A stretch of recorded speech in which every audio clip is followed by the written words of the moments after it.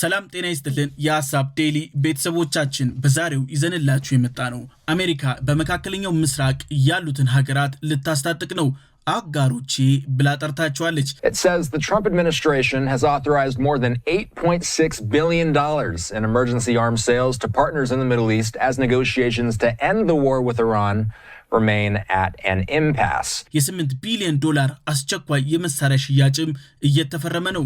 ዶናልድ ጄ ትራምፕ ቀጥተኛ ትዕዛዝ ሰጥተዋል። US fast tracks over $8 billion arms sales to West Asia. የአሜሪካ የጦር መሳሪያ የመሸጥ አቅም ከዚህም በላይ እንደሆነ ትራምፕ እየተናገሩ ነው። ዶናልድ ጄ ትራምፕ የኮንግረስ ፍቃድ አላገኙም።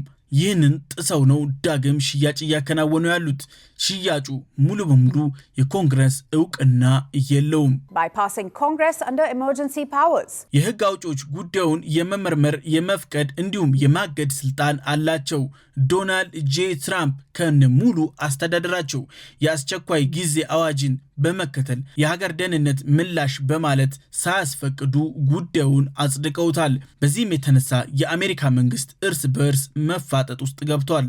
Under US law, major foreign arms sales must go to congressional review, where lawmakers get a fixed window to examine a question or block the deal. የአሜሪካ የውጭ ጉዳይ ሚኒስቴር ማርክ ሩቢዮ የአሜሪካ ብሔራዊ ጉዳይ ደህንነት ጉዳይ ነው በአስቸኳይ ጊዜ አዋጅ ይታያል እያሉ ነው። ጉዳዩን ሽያጩን በፍጥነት ለእስራኤል እንዲደርስ እያደረጉ ነው። ሽያጩ ሙሉ በሙሉ አሁን ተፈርሟል ለእስራኤል። The Secretary of State has determined and provided detailed justification that an emergency exists that requires the immediate sale to Israel of the above defense articles, and defense services is in the national security interests of the United States, thereby waiving the congressional review requirements under Section 36B of the Arms Export Control Act, as amended. አሜሪካ በመካከለኛው ምስራቅ አሉኝ የምትላቸውን ዋነኛ አጋሮች አስታጥቃለሁ እያለች ነው። ለእስራኤል፣ ለኩዌት እንዲሁም ለዩኤ ከ8.6 ቢሊዮን ዶላር በላይ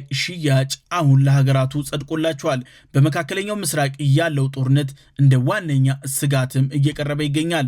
ይህ የመከላከያ ፓኬጅ በጣም ብዙ ጉዳዮች በውስጡ ይዟል ተብሎ ይጠበቃል። The US has cleared over $8.6 billion in military sales to key allies, Israel, Qatar, Kuwait and the UAE. The move comes amid the ongoing US-Israel conflict with Iran. The deal includes multiple high-value defense packages across the region. ኳታር ወደ $5 ቢሊዮን የሚጠጋ የመሳሪያ ግዢ ፍቃድ ተሰጥቷታል። APKWS የተባለ እንዲሁም ወደ ፓትሪዮት እየተሸጋገረች ትገኛለች። የአየር መከላከያዋን እያሳደገች ነው።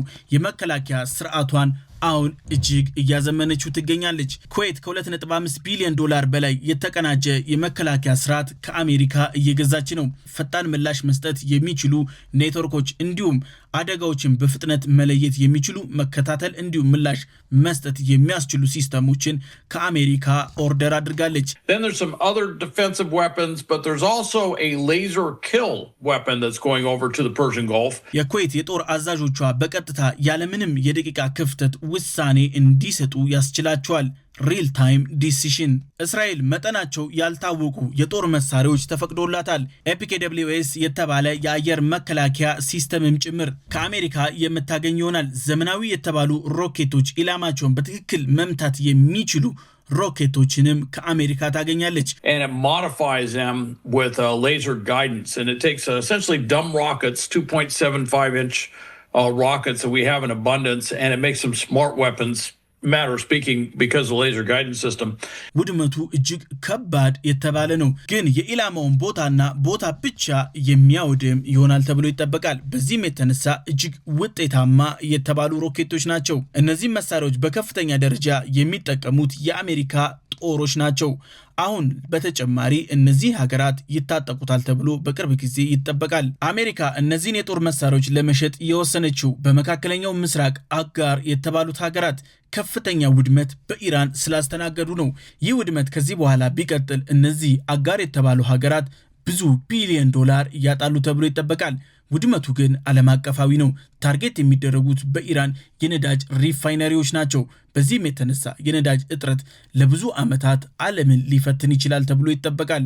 አሜሪካ በዚህ ዓመት መጀመሪያ ላይ የአስቸኳይ ጊዜ አዋጅ ሕግን ተጠቅማ በሺዎች የሚቆጠሩ ቦምቦችን ለእስራኤል አስተላልፋለች። እስራኤል አሁን ለሁለተኛ ጊዜ በአጭር ጊዜ እያገኘችው ነው። ይህ እስራኤል የምታደርጋቸውን ኦፕሬሽኖች አሜሪካ በቀጥታም በተዘዋዋሪም እየደገፈች መሆኑን አንደኛ ማሳያ ነው። በአሜሪካ ኮንግረስ ውስጥ ሁለተኛ ግዙፍ ጥያቄ ሆኖ ተነስቷል። አሁን አሜሪካ የተለያዩ አቅጣጫዎች ለእስራኤል ወታደራዊ ዘመቻዎች የምታደርጋቸው ድጋፍ ሽያጮች አሳሳቢ ደረጃ ላይ እየደረሱ ነው። ኮንግረሱ በተደጋጋሚ በዶናልድ ጄ ትራምፕ ስልጣናቸው እየተጣሰ ነው። በዚህም የተነሳ ኮንግረሱ ሌላ ጥያቄ ውስጥ ገብቷል። ዋሽንግተን በተደጋጋሚ በአስቸኳይ ጊዜ አዋጅ ምክንያት የምዕራቡ ሀገራትን ወታደራዊ ድጋፍ እያደረገች ነው። ኮንግረሱ ያለ እውቅናው ነው ይህ እየተደረገ ያለው። እስራኤል ግን ሰፊ የተባለ የተተኳሽ እጥረት አጋጥሟት ነበር። አሁን ማካካስ የምትችልበት ሰፊ እድል ተፈጥሮላታል። የሀሳብ ዴሊ ቤተሰቦቻችን የዛሬው ይህን ይመስል ነበር። በቀጣይ በሌላ አጀንዳ እስከምንገናኝ ሰላም።